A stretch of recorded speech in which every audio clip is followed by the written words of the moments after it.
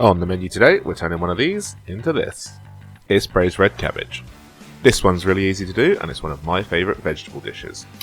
So to begin, just take off the outside couple of layers from your cabbage, slice in half, get rid of this hard stem or core, cut down into manageable sized pieces, and slice the whole thing up, nice and thin.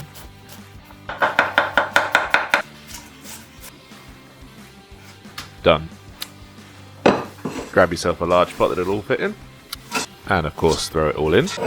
And now for something different, we're going to do some more slicing. So this time we're going to slice up our onions nice and thin, throw them in too. Add in your acids, I'm using lemon juice and vinegar here. Grate in your garlic, and your apples. Next up some brown sugar, then some red currant jelly. That's weird.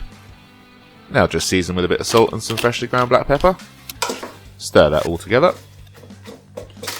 Throw on a cartouche and a lid, and into the oven it goes.